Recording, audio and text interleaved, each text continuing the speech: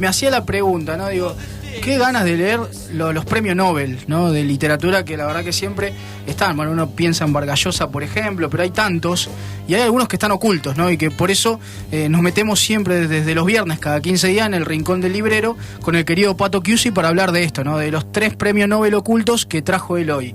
¿Cómo te va, Pato? ¿Todo bien? Hola, Lucas. ¿Cómo andás? Un saludo para vos y para todos los chicos ahí. Bueno, muchas gracias como siempre, y vamos a meternos a hablar de esto, ¿no? De 3 premios Nobel. Vos me traías la propuesta, digo, bueno, ¿para dónde va a ir? Porque pienso inmediatamente, cuando hablamos de premio Nobel se me vienen varios nombres a la mente. ¿Por dónde vamos hoy? Bueno, tal cual, premio Nobel de literatura hay muchos y de muchos estilos, pero hoy vamos a hablar particularmente de 3 Nobel que quizá no sean de los más conocidos, como decías vos, por ejemplo, Vargas Llosa o Camus, que ahora está muy de moda por La Peste, ¿no? Esa novela, sí, tremendo, que medio que se puso de moda ahora por el tema de la pandemia que estamos viviendo.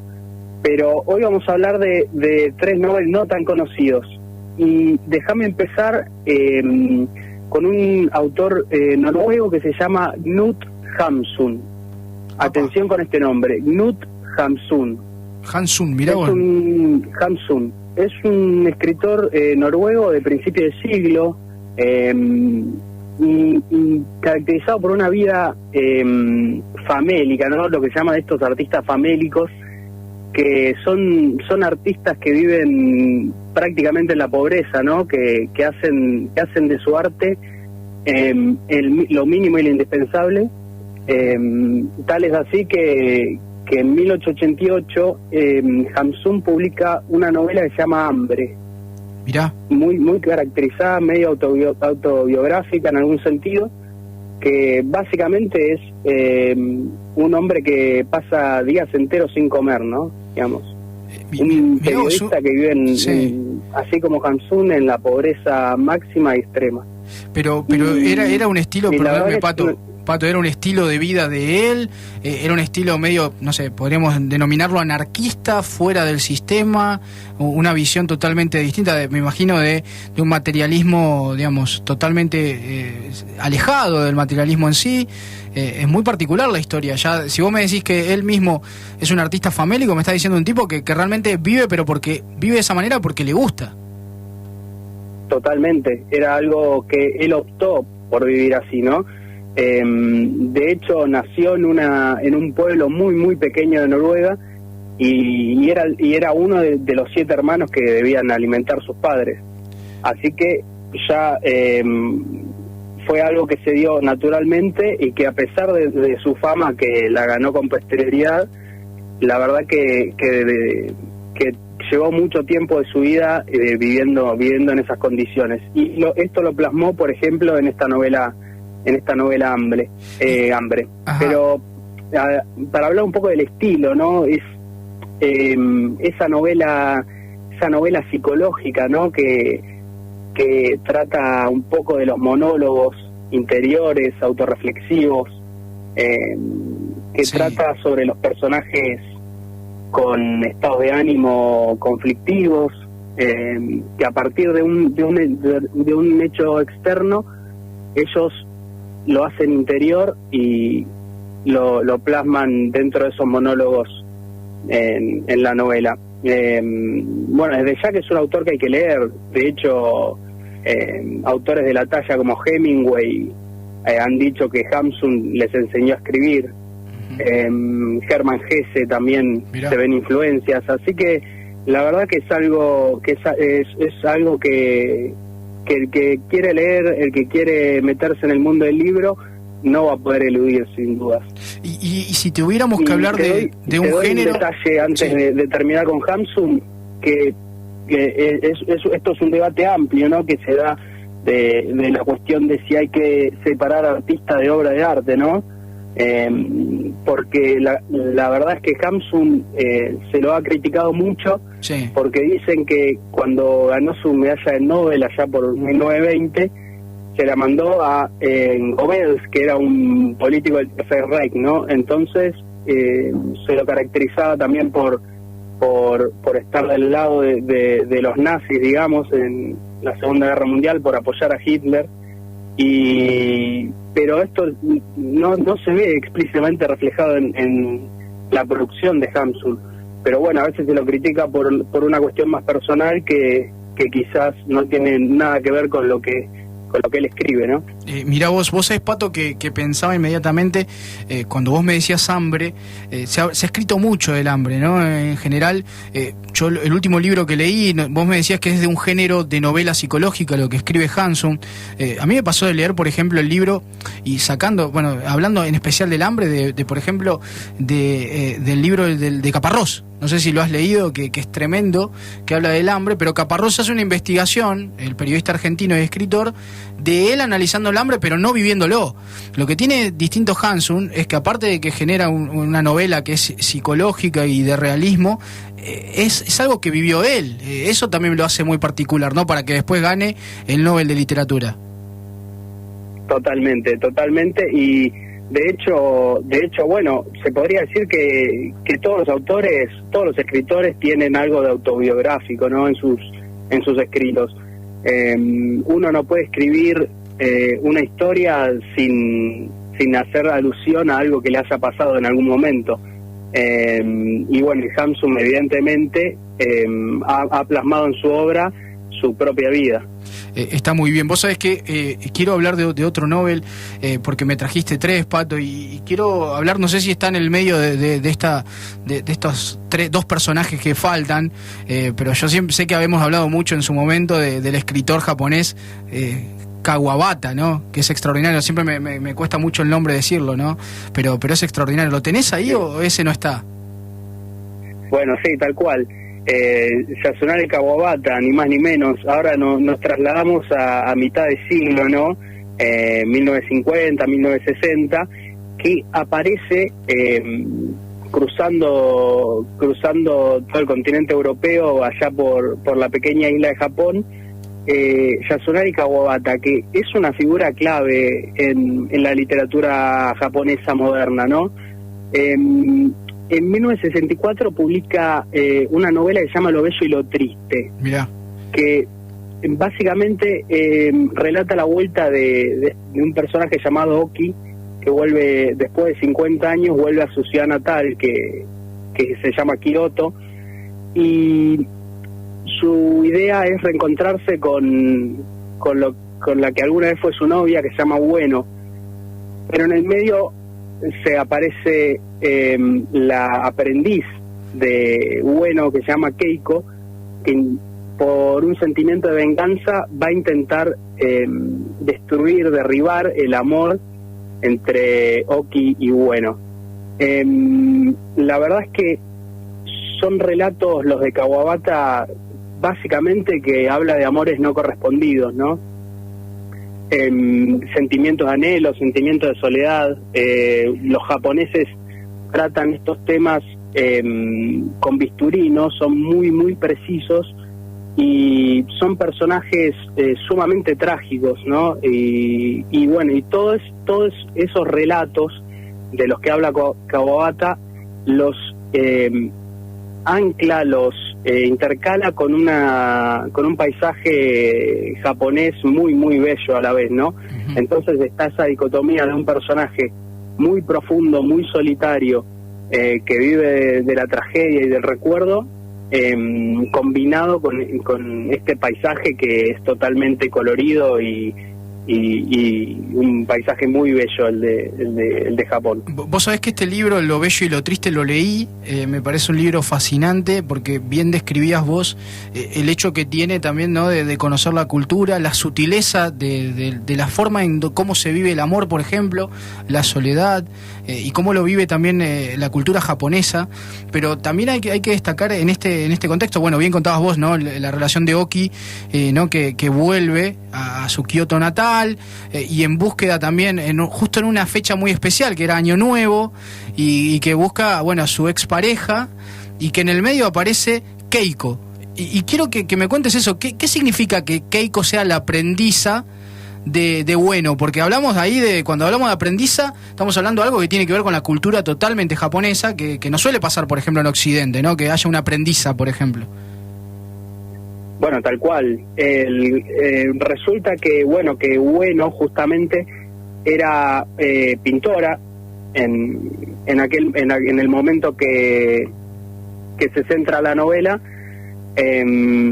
pero que se había transformado en ello luego de conocer a Oki, ¿no? Oki se va muy joven de Kioto, enamorado de Ueno, y Ueno a su vez enamorado de él, y cuando vuelve 50 años después se encuentra con este personaje que es fundamental en Lo Bello y lo Triste, que es Keiko, que es la aprendiz, como bien decías vos, la aprendiz de pintora de Ueno, y que parece un personaje muy muy entrañable cuando lo empezás a leer, pero cuando desmenuzás sabés que dentro de ella hay un sentimiento de venganza. De venganza, sí. Su objetivo es derribar el amor que sigue latente entre Ueno y Oki. Y bueno, y la verdad es que volviendo un poco a Kawabata en sí, así como muchos de los japoneses, tuvo un final trágico, ¿no? Porque obtiene el Nobel en el año 68, y cuando pareciera que uno dice, bueno, está en el mejor momento, es mi gran hito en mi vida, y en el año 72 se termina suicidando.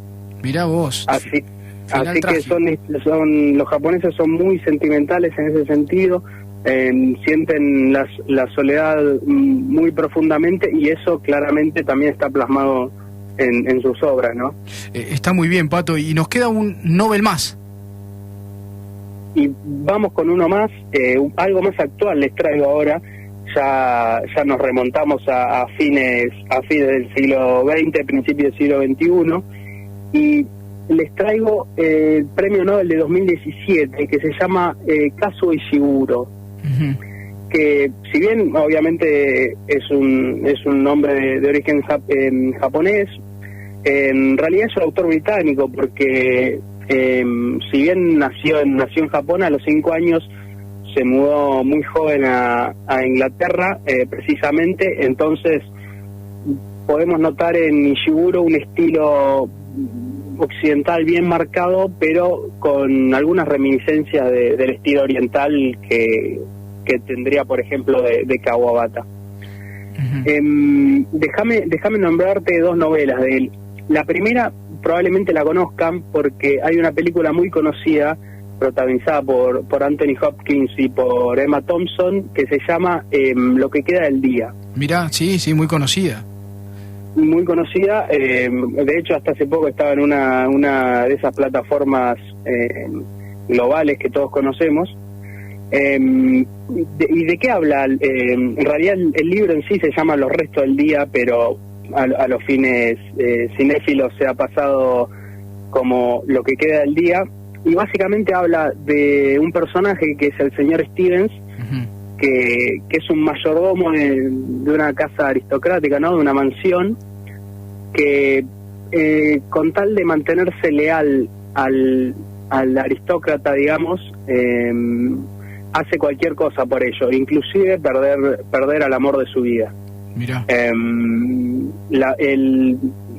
La persona que representa, el personaje que representa al aristócrata, tiene vínculos con el nazismo, y él, por su lealtad, ¿no? Por seguir siendo fiel, inclusive llega a negarlo, ¿no? Entonces vemos un personaje muy metido en su sentimiento de ser fiel, al punto de perder un amor, y al punto de negar que ni más ni menos que su jefe tenía vínculos con el nazismo. Está muy bien. Así que les recomiendo tanto el libro como... ¿Cuál es mejor? ¿Cuál es el mejorcito ahí? ¿El mejor es el libro o la película, Pato? Eso la verdad que es muy personal. Son cosas distintas. La película está perfectamente llevada a cabo, bueno, por un actor que es elite internacional como Hopkins, y Emma Thompson también, se los ve ahí en los años 90, ¿no? Todavía un poquito más jóvenes que ahora. Sí. Pero el libro es otro tipo de viaje que tiene el lector, ¿no? Pero si se pudiera hacer las dos cosas, la verdad que sería óptimo. Está muy bien. Y nos queda uno más. Déjame... Sí. Sí, decime. No, que me hablabas de dos adaptaciones, me hablabas también de, por ejemplo, la novela Los Inconsolables, que quería hablar también. Claro, y la otra novela que les quería comentar un poco es Los Inconsolables, que se lanza al mercado editorial en 2006, es decir, no hace mucho, y que relata básicamente la llegada de un pianista, ¿no? Que se llama Ryder, que llega a un pueblo muy pequeño, Europa Central, y es recibido por los habitantes del pueblo como un salvador, ¿no? Como una especie de semidios que llega con su piano.